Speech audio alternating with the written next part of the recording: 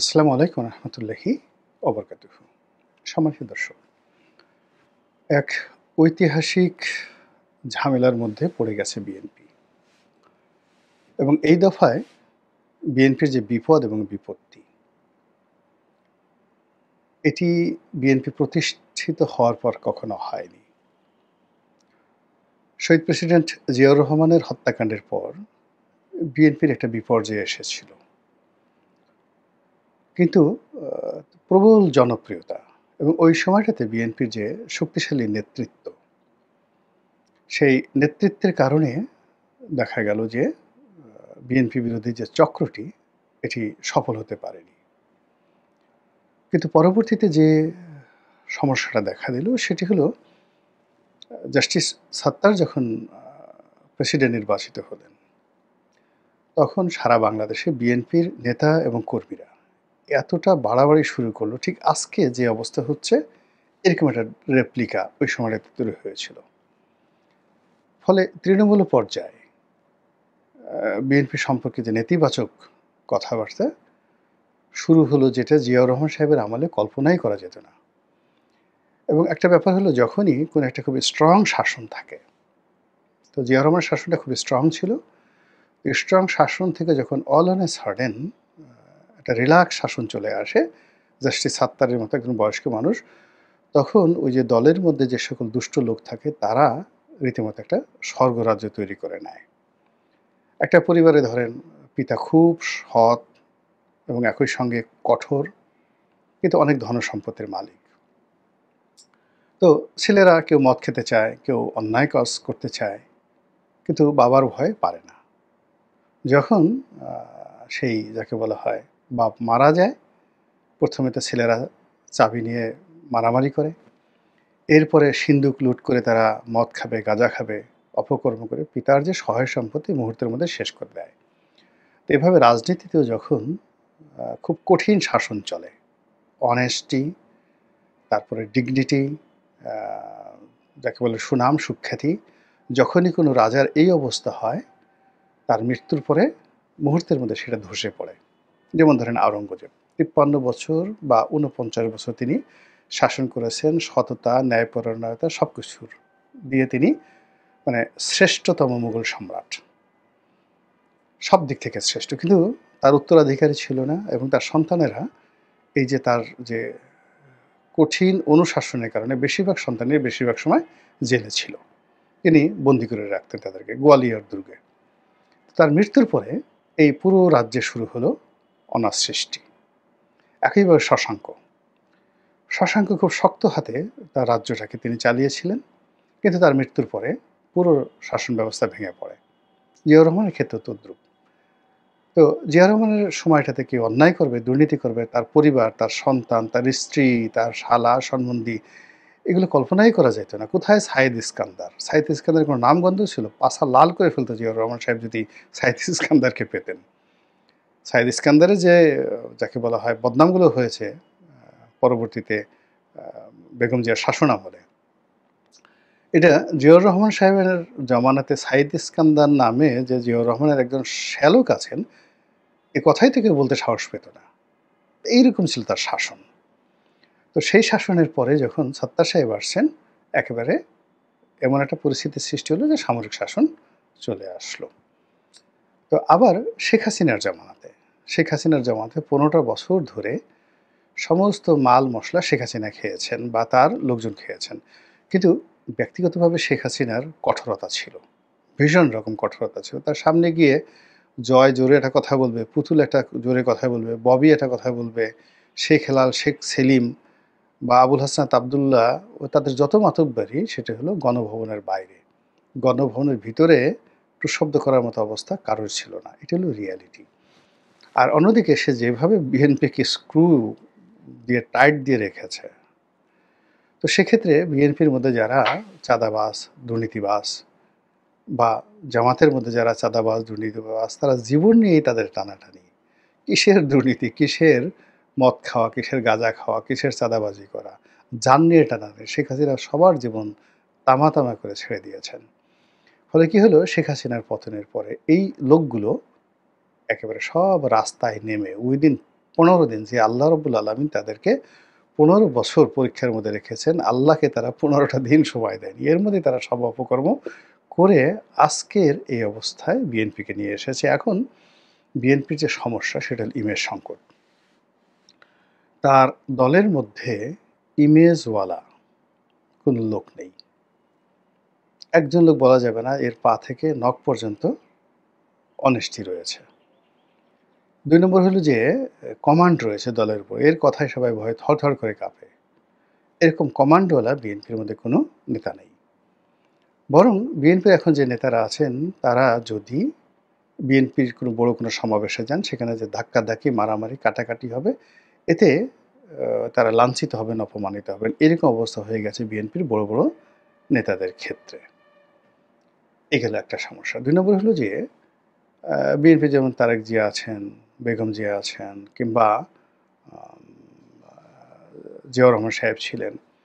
তাদের সবারই একটা মান, সম্মান, মর্যাদা সেই আ গত ১ মাস আগেও যেভাবে ছিল, এখন এটা রাজনীতির কূটচালে পড়ে তাদেরকে নিয়ে যে অশ্লীলতা শুরু হয়েছে, যে সকল অশ্রাব্য গালাগাল দেওয়া শুরু হচ্ছে এবং শহীদ প্রেসিডেন্ট জিয়াউর রহমানের ছবিকে অপমান করা, তার ছবির উপরে সেই লাফালাফি করা, পা দিয়ে, জুতা দিয়ে পাড়ানো, এই জিনিসগুলো বাংলাদেশে আসলে অন্ততপক্ষে শহীদ প্রেসিডেন্ট জিয়াউর রহমানকে নিয়ে এটা কল্পনাই করা যায় না। এর কারণ হলো তার অনেস্টি, তার সততা, তার ফ্রেন্ডলি। মানে উনি একটা ইভেন বঙ্গবন্ধুর যে ব্যর্থতা সেটা হলো তার ২ টো পার্ট। একটা হলো তার নেতা হিসেবে তার যে শ্রেষ্ঠত্ব, এটা আলাদা। আর রাষ্ট্রনায়ক হিসেবে তার অনেক ব্যর্থতা রয়েছে। তো সেই ব্যর্থতার কারণে বঙ্গবন্ধুর জীবদ্দশায় তাকে নিয়ে কথাবার্তা হতো। কিন্তু জিয়াউর রহমানকে নিয়ে এই কথা কেউ কিন্তু বলতে পারবে না যে তিনি কখনো মদ্যপান করেছেন, দুর্নীতি করেছেন, দুর্নীতিকে প্রশ্রয় দিয়েছেন বা দেশের ক্ষতি করেছেন। আপাদমস্তক একজন যাকে বলা হয় আ স্বল্প আয়ু পাওয়া একজন মহান রাষ্ট্রনায়ক এবং শ্রেষ্ঠতর বাঙালি। সেই মানুষটিকে এখন রাজনৈতিক যারা বিএনপিকে ছোট করতে চায় তারা জিয়াউর রহমান সাহেবকে অপমান করছেন। তো এই যে একটা বিকৃত রুচি শুরু হয়েছে, এটা হানাহানি রাজনীতি এবং আ যাকে বলা হয় বিএনপির যদি ন্যূনতম শক্তি থাকে, সামর্থ্য থাকে, বিএনপি এটা মেনে নেবে না। তারা তারেক রহমান সাহেবকে গালাগাল দেওয়া হচ্ছে, বেগম জিয়াকে নিয়ে যদি কটূক্তি করা হয়, জিয়াউর রহমান সাহেবকে নিয়ে অপমান করা হচ্ছে, এটার প্রতিশোধ বিএনপি নেবেই, টুডে অর টুমরো। তাহলে কি হলো? তো বিএনপি প্রথমে গালাগালি করবে ওদের মতো করে। তারপরে যে সমস্ত লোকজন বিএনপির নেতাদেরকে অপমান করছে তাদের নেতাদেরকে বিএনপি গালাগাল করবে, বিএনপির নেতাকর্মীরা গালাগাল করবে এবং আরও অশ্লীল ভাষায়। তারপরে একটা সময় মারামারি করবে। তো মারামারি যদি করা হয় সেটা তো বিএনপির সাথে তারা পারবে না।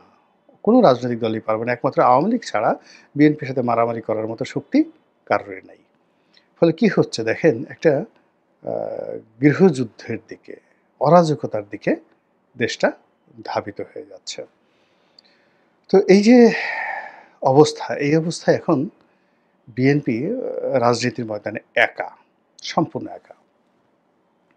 এবং গত কয়েক মাসে বিএনপির বিরুদ্ধে যে চক্রান্ত, সেই চক্রান্তর পেছনে ভারতীয় গোয়েন্দা সংস্থা রয়েছে, মার্কিন গোয়েন্দা সংস্থা সিআইএ রয়েছে, মোসাদ রয়েছে। বাংলাদেশে যে সকল গোয়েন্দা সংস্থা রয়েছে তারা আছে। সে সকল গোয়েন্দা সংস্থার এজেন্ট আছে, টাকা আছে। আওয়ামী লীগ এই চক্রান্তের সঙ্গে আছে। আওয়ামী লীগের যে সকল ব্যবসায়ী রয়েছে তারা এই বিএনপিকে, যাকে বলা হয় নিঃসঙ্গ, বিএনপিকে একাকী করার জন্য পর্যাপ্ত বিনিয়োগ তারা করছে। এতে কোনো সন্দেহ নেই। ফলে কি হচ্ছে, তারেক রহমান সাহেবকে নিয়ে যে অশ্লীল স্লোগান হচ্ছে মাঠে ময়দানে এবং সেই যে জুলাই বিপ্লবের মতো করে আজকে আমি যখন ভিডিওটা করছি তখন দেখা গেল যে অনেক স্কুল কলেজের ছেলেরা মেয়েরা কিন্তু পরিমাণ অল্প তারা কিন্তু রাস্তায় নেমে এসেছে। এটা পরিকল্পিত। বিএনপিকে একা করার, বিএনপিকে নিঃসঙ্গ করার এবং বিএনপিকে যাকে বলা হয় জনবিচ্ছিন্ন করার, ঘৃণিত একটি দলে পরিণত করার একটা মাস্টার প্ল্যান কিন্তু বাস্তবায়িত হয়ে যাচ্ছে। এবং এই বাস্তবায়নের প্রাথমিক যে শুরুটা এটা হয়েছিল ধরুন এই আজ থেকে ৯-১০ মাস আগে। যখন বিএনপি তাদের যে লেভেল সেই লেভেলের নিচে নেমে অনেকের সঙ্গে অনেক ছোট, ছোট রাজনৈতিক দলের সঙ্গে বন্ধুত্ব করার চেষ্টা করেছে।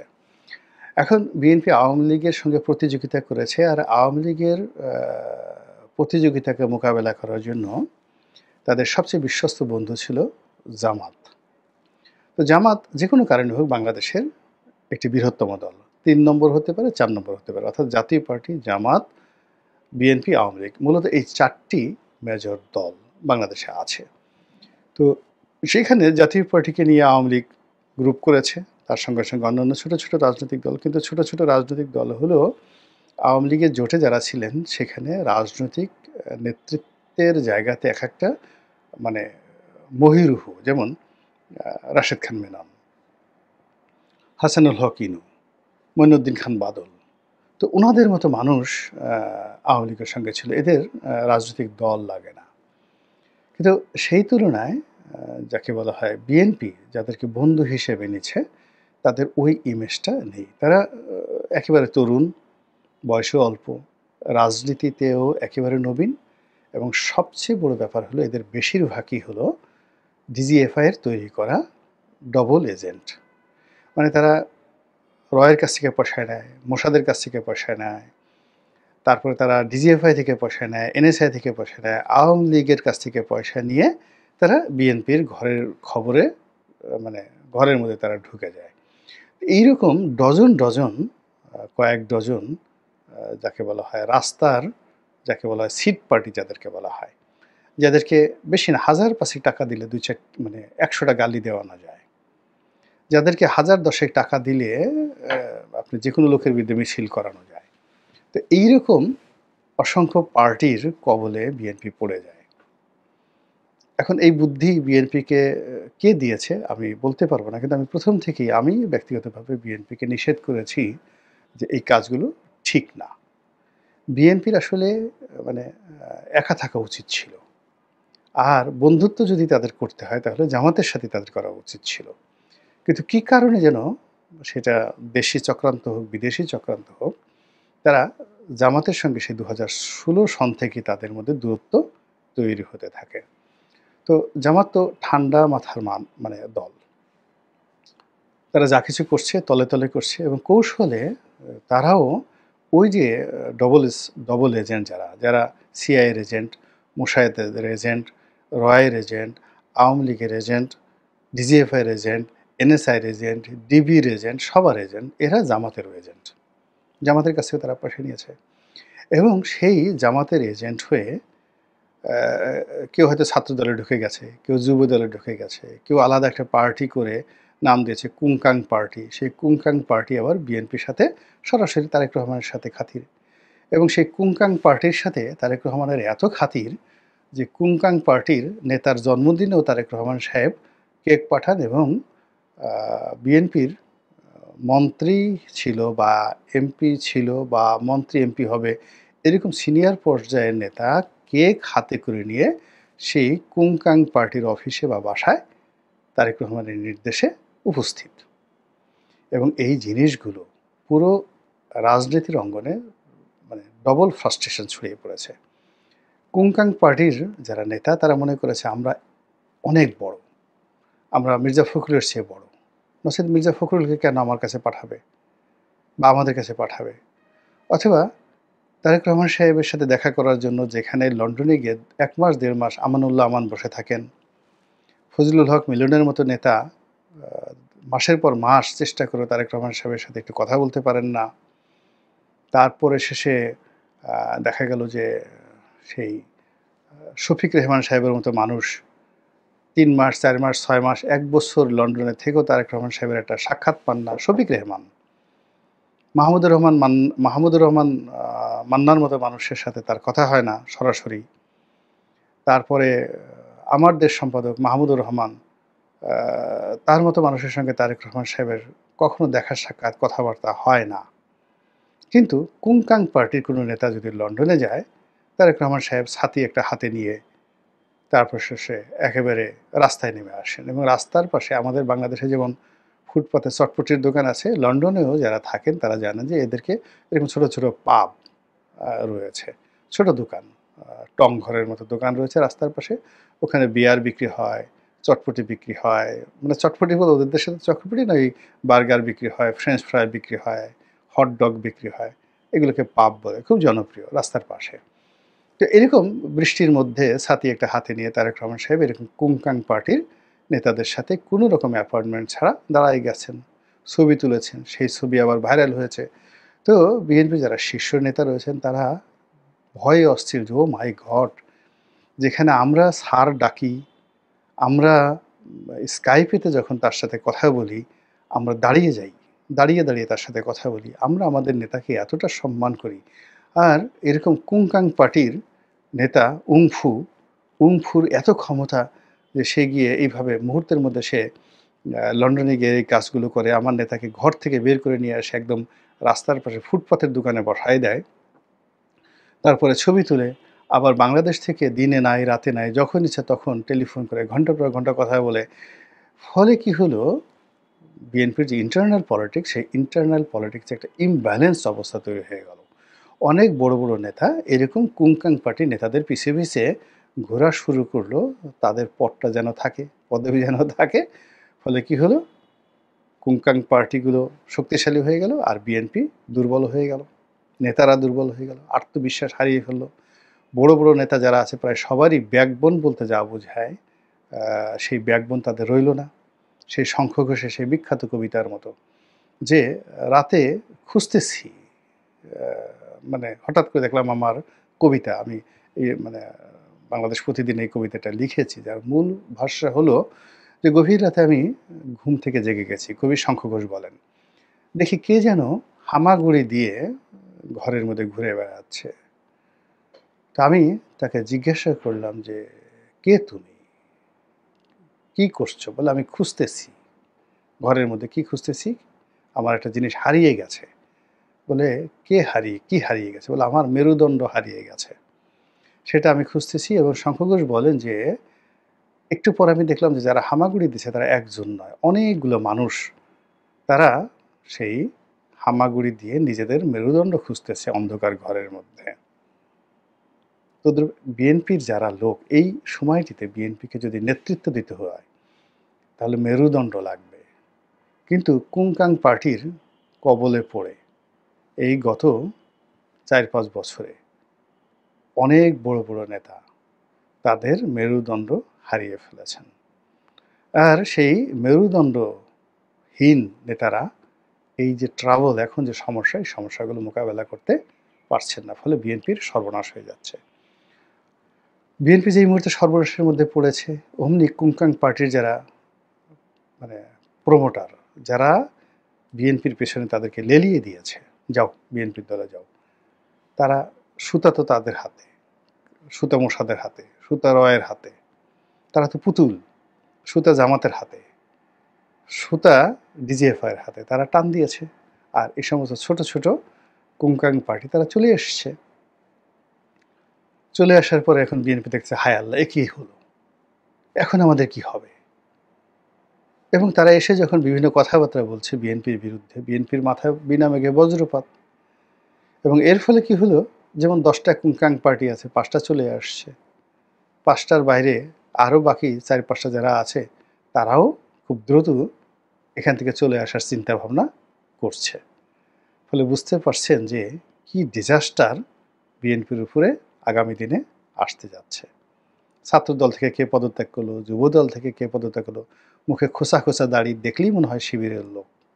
এরা ছাত্রদলের মধ্যে ছিল, এরা যুবদলের মধ্যে ছিল, এরা সেই বিএনপির বড় বড় পদে ছিল বিভিন্ন জায়গাতে।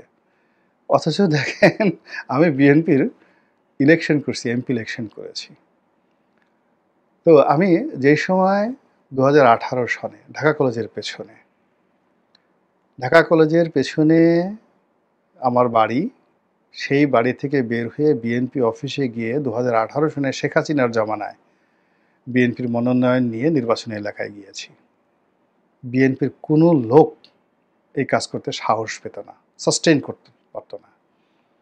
কিন্তু বিএনপির একটা সাধারণ মেম্বারশিপও আমার নেই। মানে আমি বিএনপির একজন সাধারণ সমর্থক। আমার একটা প্রিলিমিনারি মেম্বারশিপও নেই। বিএনপির কোনো নেতার বা বিএনপির কেন্দ্রীয় কোনো নেতার একবার মনে হয়নি যে গোলাম মোল্লা রনির মতো একটা লোকের সদস্যপদ থাকা উচিত। কিন্তু তারা ঠিকই কুংকাং পার্টিকে নিয়ে এই কাজগুলো করেছে। আবার ধরেন ফজলুর রহমান সাহেবের মতো মানুষ, হাবিবুর রহমান হাবিবের মতো মানুষ, আওয়ামী লীগের কিংবদন্তি নেতা ছিলেন তারা। তাদেরকে সেখানে এনে এই প্রধান উপদেষ্টা মানে চেয়ারপারসন উপদেষ্টার উপর ইনঅ্যাক্টিভ একটা পদে বসায় রাখছে। অথচ তাদের সামনে কলম ধরা, মাইক ধরার মতো লোক বিএনপিতে একজনও নেই, সিঙ্গেল নেই। এখন বিএনপির সাইকোলজিক্যাল প্রবলেমটা কি? সাইকোলজিক্যাল প্রবলেম হলো ওরা ছাত্রলীগ থেকে এসছে, আওয়ামী লীগ থেকে এসছে, আমাদের প্রয়োজনে ইউজ করার জন্য, আওয়ামী লীগকে দমন করার জন্য, ছোট করার জন্য আমরা ওদেরকে এনেছি। এনে ওদেরকে আমরা বাক্সবন্দী করে রেখেছি ইউজ করার জন্য। আর যখন ইউজ হবে টয়লেট পেপারের মতো ছুঁড়ে ফেলে দেবো। এই যে মন মানসিকতা, এই মন মানসিকতার কারণে কিন্তু বিএনপির আজকের অবস্থা। অথচ বিএনপি কিন্তু তৈরি হয়েছে দ্য গ্রুপ অফ মাইগ্রেন্টস, যারা বিএনপি করেছে, যেমন আব্দুল সালাম তালুকদার, তারপরে শাহ মোয়াজ্জেম হোসেন, তারপরে আপনার ধরেন ডাক্তার একিউম বদরুদ্দোজা চৌধুরী, তারা কি কেউ কখনো বিএনপি করেছেন? মানে বিএনপির দলটা হলো জাস্ট লাইক আমেরিকার মতো, কানাডার মতো, যাদেরকে বলা হয় ল্যান্ড অফ মাইগ্রান্ট। আফ্রিকা থেকে আসছে বারাক ওবামা, রাষ্ট্রপতি, তো এইরকম। তো এখন বিএনপির যে স্বর্ণ সময়, বিএনপিকে দাঁড় করিয়েছে যারা আওয়ামী লীগ করেছে তারা। ফেরদৌস আহমেদ কুরেশি না হলে বিএনপি তৈরি হতো না, আব্দুল হামিদ চৌধুরী না হলে বিএনপি তৈরি হতো না। আওয়ামী লীগ করতেন, বঙ্গবন্ধুর ঘনিষ্ঠ বন্ধু আব্দুল হামিদ চৌধুরী। কয়জন লোক বিএনপির লোক জানে যে ফেরদৌস আহমেদ কুরেশি, আব্দুল হামিদ চৌধুরী, আবুল মনসুর আহমদ, সব কে এম ওবায়দুর রহমান, শাহ মোয়াজ্জেম, এরা সবাই আওয়ামী লীগের। এরা বিএনপি থেকে তৈরি করেছে, জিয়াউর রহমান বিএনপি তৈরি করেন নাই। এই বাস্তবতাটা বুঝতে হবে। তো সেই রকম যারা অন্য দল থেকে এসেছে তাদেরকে বিএনপি মনে করছে টয়লেট টিস্যু হিসেবে ব্যবহার করবে, তাদেরকে এইভাবে প্রয়োজন হলে তারা ছুঁড়ে ফেলে দেবে। ফলে কি হচ্ছে, এখন নিজেরাই যে বিপদের মধ্যে পড়েছে, এখান থেকে কীভাবে উদ্ধার হবে তারা বলেন তো? এখন এই যে ইতিহাস, সেই ইতিহাসের কারণে কি হলো, তারা এখন নিঃসঙ্গ, বন্ধুহীন হয়ে পড়েছে। এক। দুই নম্বর হলো যে এমন বিপদে তারা পড়েছে, এই বিপদে এখন তারা ওখান থেকে, তাদেরকে আমাদের বলা হয় যে কেউ যদি ডুবে যায়, একেবারে পলি মাটির মধ্যে যদি জাহাজ ডুবে যায়, ওই জাহাজকে আর উঠানো যায় না। বিএনপিকে কেউ যদি সাহায্য করতে চাইতো, এটা 2024 সনের নভেম্বর পর্যন্ত বিএনপিকে সাহায্য করা যেত, আমরা করতে পারতাম। কিন্তু এখন বিএনপিকে স্বয়ং প্রেসিডেন্ট জিয়াউর রহমানও যদি আসেন, এই মুহূর্তে বিএনপিকে সাহায্য করতে পারবেন না। বিএনপি ওই জায়গাতে পড়ে গেছে।